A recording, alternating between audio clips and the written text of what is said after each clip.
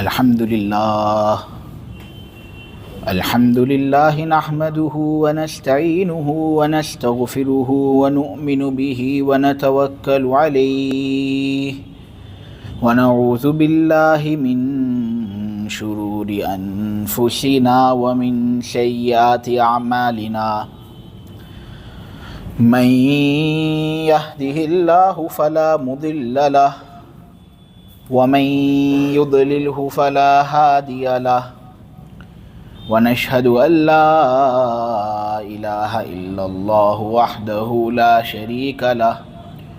ونشهد أن سيدنا ومولانا وحبيبنا محمدا عبده ورسوله الحمد لله وكفى والصلاة والسلام على رسوله المصطفى وعلى عباده الذين ارتضى ومن بهداهم اهتدى وبآثار أهل المدينة اكتفى أعوذ بالله من الشيطان الرجيم بسم الله الرحمن الرحيم يا أيها النبي إنا أرسلناك شاهدا ومبشرا ونذيرا صدق اللہ العظیم۔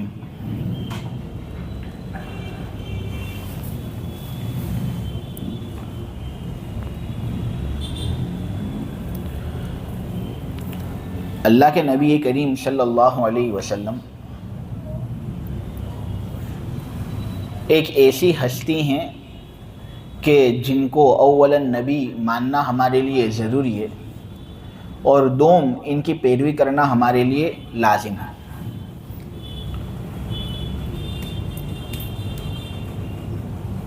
نبی کریم صلی اللہ علیہ وسلم نے ایک دعویٰ کیا جس کے ذریعے سے ہم پر یہ بات لازم ہوئی کہ ہم حضور کی ہر بات کو جانیں اور حضور کی ہر بات کو مانیں۔ اب وہ دعویٰ تو ویسے کوئی بھی کر سکتا تھا، لیکن کیوں ایسا کہ دعوی نبوت کے اندر نبی کریم صلی اللہ علیہ وسلم کی تصدیق ہم کرتے ہیں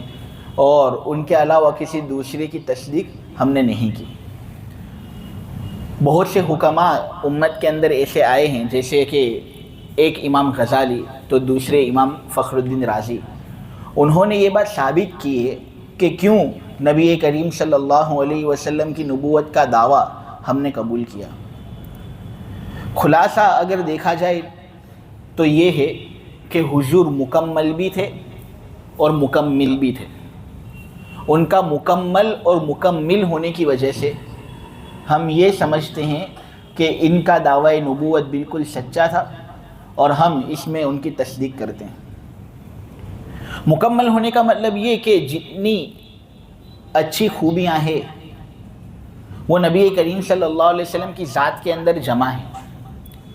اور اتنی اچھی خوبیاں کوئی ایسے شخص کے اندر ایک ساتھ جمع نہیں ہو سکتی جو نبوت کا جھوٹا دعوے دار ہو۔ اور جس طریقے سے نبی کریم صلی اللہ علیہ وسلم نے تکمیل کی اس دین کی ایسے لوگوں کے سامنے جو بالکل جہالت کے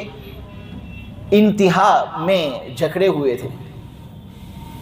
جہالت کے اعلیٰ معیار پر جو لوگ تھے، ان کو جس طرح نبی کریم صلی اللہ علیہ وسلم نے سمجھایا،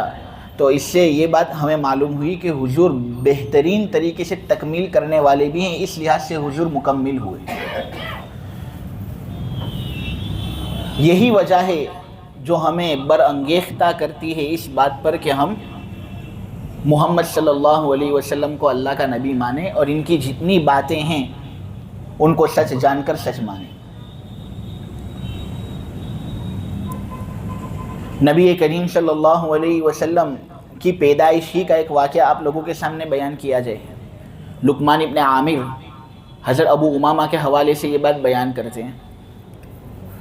کہ جب حضرت آمینہ نے نبی کریم صلی اللہ علیہ وسلم کو جنا تھا تو جننے ہی کے وقت ایک روشنی نبی کریم صلی اللہ علیہ وسلم کے جسد اطہر سے باہر نکلتی ہے اور اس کے ذریعے سے جو شام کے محلات ہیں وہ روشن ہو جاتے ہیں۔ حاکم اور امام احمد نے یہ روایت بیان کی ہے اور ابن رجب حنبلی نے اس کی اس طرح تشریح کی ہے. یہ ایک معمولی آدمی کے لیے نہیں ہو سکتا. حلیمہ بنت ابی ذؤیب جو نبی کریم صلی اللہ علیہ وسلم کی رضائی ماں ہیں، جنہوں نے حضور کو دودھ پلایا، صحیح ابن حبان کے اندر ان کے متعلق روایت منقول ہے کہ وہ فرماتی ہیں کہ جب ہم محمد کو لینے کے لیے ان کے گھر پہنچے تو میں ایک ایسے گدھے پر سوار تھی جو بالکل چل بھی نہیں رہا تھا، سست رفتار اس کے اندر تھی. میں دھکے لگاؤں تو بھی وہ چلے نہیں، اور مان مصیبت سے اس نے ہمیں نبی کریم صلی اللہ علیہ وسلم کے گھر پہنچایا. اب ویسے ہی میں یہ بچہ اپنے یہاں لیتی ہوں اور اس کو قبول کرتی ہوں، تو جس گدھے پر میں سوار تھی اور وہ گدھا بڑا سست تھا، اس گدھے کے اندر اتنی زیادہ طاقت آ جاتی ہے کہ میرا گدھا جو پیچھے رہتا تھا اب وہ سب سے آگے ہے. اتنا آگے ہے کہ لوگوں کو کہنا پڑ رہا ہے کہ حلیمہ ذرا اپنے گدھے کو دھیرے طریقے سے چلاؤ، ہم پیچھے رہ رہے ہیں، تم آگے چلی جا رہی ہو. گھر پہنچنا ہوتا ہے تو ہوتا یہ کہ جو ان کے گھریلو جانور ہوتے ہیں ان کے تھن سب دودھ سے لبریز ہو جاتے ہیں. اتنا زیادہ دودھ نکلتا ہے کہ باقاعدہ وہ دوہنے کی بھی ضرورت نہیں پڑتی، خود بخود تھنوں سے دودھ نکلتا ہے. جتنے لوگ آس پاس کے ہوتے ہیں وہ اپنے بچوں کو کہتے ہیں کہ حلیمہ جہاں اپنے جانور چراتی ہیں وہاں تم بھی چرایا کرو، تاکہ جس طرح اس کے جانور دودھ سے لبریز ہوتے ہیں تمہارے جانور بھی اس طرح دودھ سے لبریز ہو جائیں. تو بچوں نے آ کر کہا ہم وہاں پر ہی چراتے ہیں. لیکن ایک لڑکا آیا ہے ان کے گھر، جو لڑکا ہمارے گھر آیا نہیں، شاید یہی ہے وہ برکت کا ذریعہ جس کے ذریعے سے ان کے جانوروں کے اندر وہ برکت ہے جو ہمارے جانوروں میں نہیں. یہ ایک معمولی آدمی کے لیے نہیں ہو سکتا. ایک ایسا آدمی جو آگے جا کر جھوٹا نبوت کا دعویٰ کرنے والا ہو، اس کے لیے اتنی سب اچھی عادتیں جمع نہیں ہو سکتی. عقل ہی اس بات کو قبول نہیں کرتی.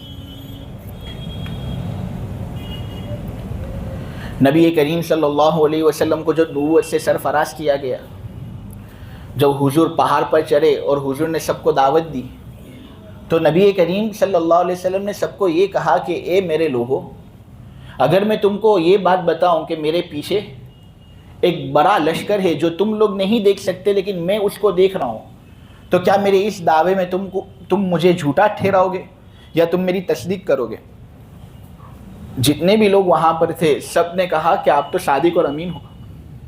بالکل سچے ہو، امانت تو آپ کے پاس رکھی جاتی ہے، آپ کبھی جھوٹے ہو ہی نہیں سکتے. آپ نے اگر ہمیں خبر دی تو آپ کی بات کو ہم جان کر مانیں گے، اس کو قبول کریں گے، اس پر عمل پیرا ہوں گے. ابو لہب ملعون جو نبی کریم صلی اللہ علیہ وسلم کا بڑا دشمن تھا چچا ہونے کے باوجود، وہ بھی کہہ رہا تھا کہ اے محمد، ہم نے تجھ پر سچائی کے علاوہ کوئی اور چیز آزمائی نہیں، تو سچ ہی بولتا ہے. یہ نبی کریم صلی اللہ علیہ وسلم کا معاملہ اس وقت جب حضور نے نبوت کا دعویٰ کیا. میرے عزیزوں، مسیلمہ کذاب نے بھی تو نبوت کا دعویٰ کیا ہے، لیکن اس کے بارے میں کتابوں کے اندر یہ لکھا جاتا ہے کہ جب برکت کے لیے کوئی گنجا اس کے پاس آتا، اس لیے تاکہ اس کا سر اچھا ہو جائے، تو وہ ہاتھ پھیرتا تو اس کا سر مزید برا ہو جاتا. یہ مسیلمہ کذاب کے بارے میں واقعہ کتابوں کے اندر لکھا جاتا ہے. جب کوئی آنکھ کی تکلیف کسی کو ہوتی، وہ اس کے پاس آتا، وہ کچھ پڑھ کر دم کرتا، تو ہوتا یہ کہ آنکھ جو تکلیف کے اندر ہوتی ہے اس میں مزید تکلیف آ جاتی ہے، وہ آدمی کانا ہو جاتا ہے. تو خلاصہ کلام یہ ہے کہ ہم حضور سے دعوی نبوت کو اسی لیے قبول کرتے ہیں کیونکہ وہ اچھی خوبیاں حضور کے اندر موجود ہے جو ہماری عقل کو برانگیختہ کرتی ہے اس بات پر کہ ایک جھوٹا دعوے دار کبھی بھی ان اوصاف حمیدہ کا حامل ہو نہیں سکتا. ان کے سچے ہونے کا ایک اور واقعہ میں آپ لوگوں کے سامنے بیان کروں. عبداللہ ابن مسعود یہ واقعہ بیان کرتے ہیں کہ ایک مرتبہ صحابی رسول حضرت سعد ابن معاذ رضی اللہ تعالی عنہ امیہ ابن خلف کے ساتھ کوئی گفتگو کر رہے تھے. اب امیہ ابن خلف تو بہت گندا قسم کا آدمی تھا. डोन किस्म का आदमी था, नबी करीम सल्लल्लाहु अलैहि वसल्लम को तकलीफ़ पहुँचाई, सहाबी रसूल को तकलीफ़ पहुँचाई। तो नबी करीम सल्लल्लाहु अलैहि वसल्लम ने एक मरतबा धमकी दी थी कि ये उमैया को तो ज़रूर भी ज़रूर मैं कत्ल करूँगा, ये छूटेगा नहीं मेरे हाथ से, इसको पकड़ूंगा और मैं मार डालूंगा इसको जान से। नबी करीम सल्लल्लाहु अलैहि वसल्लम ने ये धमकी उमैया को दी थी। अब साद इब्ने मुआज़ और उमैया जो थे ने वो पहले ही से दोस्त थे, लेकिन फिर साद इब्ने मुआज़ ने इस्लाम कबूल कर लिया, उमैया अभी भी काफिर था। तो साद इब्ने मुआज़ ने उमैया को पहुँचाई ये बात कि मोहम्मद सल्लल्लाहु अलैहि वसल्लम तेरे बारे में ए उमैया ये बात कहते हैं कि वो तुझे ढूंढेंगे और ढूंढ कर तलाश करके कत्ल करेंगे। तो फिर उमैया कहता है तू मजाक कर रहा है मेरे साथ। तो साद इब्ने मुआज़ ने कहा कि मजाक करने की कोई बात हो तो मैं करूं, जैसी बात सुनी ऐसी बात कह रहा हूं तुझे। तो फिर उमैया और ज़्यादा क्यूरियस हुआ और उसने ये बात दरियाफ़्त की कि कहाँ कत्ल करेगा, ये बात मालूम है? तो उसने कहा ला अदरी, वो मुझे मालूम नहीं, लेकिन अलबत्ता ये बात सुनी है कि उन्होंने दावा किया है कि वो तुझे कत्ल करेंगे। उमैया इब्ने खलफ हुजूर का दुश्मन, बड़ा जालिम, हुजूर को खूब तकलीफ़ पहुँचाई। लेकिन ये बात सुनकर उमैया साद इब्ने मुआज़ से ये कहता है कि मोहम्मद जब कोई दावा कर लेता है ना तो कभी झूठा नहीं होता, हमेशा हमेशा सच ही बात कहता है, एक ना एक दिन लगता है ये मुझे कत्ल करेगा ही। देखो ये दुश्मनाने इस्लाम का नबी करीम सल्लल्लाहु अलैहि वसल्लम के बारे में नज़रिया। दावत के पूरा हो जाने के बाद जब नबी करीम सल्लल्लाहु अलैहि वसल्लम ने छप्पे छप्पे के अंदर इस्लाम का झंडा बुलंद किया तो एक आदमी के अंदर गुरूर और तकब्बुर आता है। लेकिन हुजूर का मामला ये है कि अगरचे हदिया आ रहे हैं, अगरचे तहाइफ आ रहे हैं, माल कसरत की मिकदार के अंदर आ रहा है, लेकिन हुजूर की जो तवाज़ु और मस्कनत पहले थी, कनाअत का जो हाल पहले था वही हाल बरकरार रहता है। नबी करीम सल्लल्लाहु अलैहि वसल्लम के पास माल आता है, हुजूर उसकी तरफ देखते भी नहीं और तमाम लोगों के पीछे खर्च कर डालते हैं। एक सहाबी आता है और कहता है कि तमाम माल आपने खर्च कर दिया, मुझे तो कुछ दिया नहीं। तो अब हुजूर उसको ये भी तो कह सकते थे ना कि मैंने तो पूरा माल खर्च कर दिया है, तू ही लेट आया तो अब इसमें मैं क्या करूं। लेकिन हुजूर उसको कहते हैं कि ए मेरे सहाबी एक काम कर, तू मेरे नाम से कर्ज़ा ले ले, वो कर्ज़ा मैं अदा कर दूंगा, अभी तो मेरे पास कुछ है नहीं, सब तकसीम हो गया, मेरे नाम से कर्ज़ा ले ले, वो मैं अदा करवा दूंगा। हज़रत उमर उस वक्त मौजूद थे और ये रिवायत जामे मामर इब्ने राशिद के अंदर मौजूद है कि वो कहते हैं कि अल्लाह के रसूल आपने पूरा का पूरा माल तो इन लोगों पर खर्च कर दिया, अब मज़ीद ये ज़िम्मा अपने ऊपर क्यों लाजिम करते हो कि तुम मेरे नाम पर कर्ज़ ले लो और इस तरह अपनी मदद कर लो, फिर वो कर्ज़ा आपको देना होगा, ये ज़िम्मा आप पर लाजिम और ज़रूरी नहीं। हुजूर ज़रा गमगीन हो गए तो एक अंसारी साहबी उठ खड़े हुए और कहने लगे